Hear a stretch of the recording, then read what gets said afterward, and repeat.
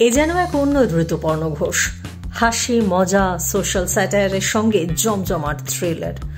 2006 দস্যুর করার ঠিক পরেই ঋতুপর্ণ তৈরি করেছিলেন এমন এক দ্বিভাষিক ছবি যা আজ প্রায় 20 বছর বাদেও বড় পর্দায় মুক্তিই পেল না। এখনো এ ছবি বেশিরভাগ সিনেমা প্রেমী মানুষের কাছেই অদেখা।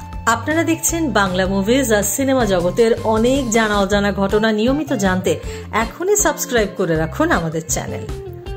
2005-এ তারাশঙ্কর বন্দ্যোপাধ্যায়ের ছোট গল্প প্রতিমাকে ভিত্তি করে ঋতুপর্ণ ঘোষ তৈরি করেছিলেন এক অনবদ্য ছবি অন্তর্মহল। আর ঠিক তার পরের বছর শীর্ষেন্দু মুখোপাধ্যায়ের ছোট গল্প অবলম্বনে দোসর। অন্তর্মহল আর দোসরের মতো সিরিয়াস ছবি করার পর আবারও মানবিক সম্পর্কের অন্তর্মহল নিয়ে ঋতুপর্ণ প্রস্তুতি নিয়েছিলেন তার পরবর্তী ছবি সানগ্লাসের।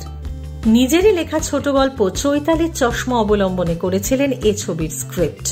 কমেডি, সোশ্যাল স্যাটায়ারের সঙ্গে কি হয় সাসপেন্স।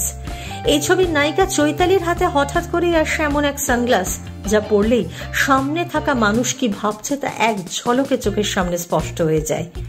এই সানগ্লাস কাছের মানুষকে দূরে সরিয়ে দেবে না দূরের মানুষকে কাছে টানবে, এই সাসপেন্স ছবির শেষ অবধি বজায় থাকবে।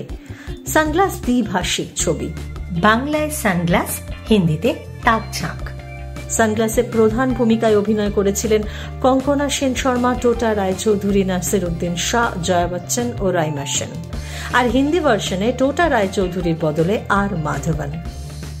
ছবির আবহ ও সঙ্গীত নির্দেশনা করেছিলেন 21 গ্রামসের রাজা নারায়ণ দেব ও সঞ্জয় দাস। অভিক মুখোপাধ্যায়ের ক্যামেরায় এ ছবি সম্পাদনা করেছিলেন অর্ঘ্য কমল মিত্র। ছবির প্রযোজনায় প্ল্যানম্যান মোশন পিকচার্স। ঋতুপর্ণ ঘোষ অবশ্য এ ছবি করার উদ্যোগ নিয়েছিলেন অনেক আগেই, 9-এর দশকে।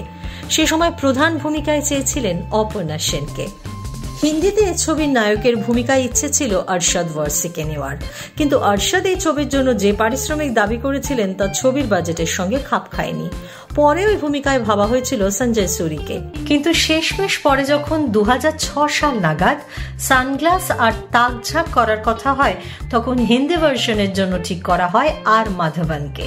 মাধবন তখন মণিরত্নমের সঙ্গে গুরু ছবিতে কাজ করছেন। হিন্দি ছবিতে মাধবনের চাহিদা তখন তুঙ্গে। শুধু তাই নয়, ঋতুপর্ণ ঘোষের সঙ্গে এই ছবিতে প্রথম অভিনয় করেছেন নাসিরুদ্দিন শাহ আর জয়া বচ্চনের মতো নামজাদা শিল্পী। তাই এই ছবি নিয়ে সিনেমা প্রেমী দর্শকের যথেষ্ট আগ্রহ ছিল।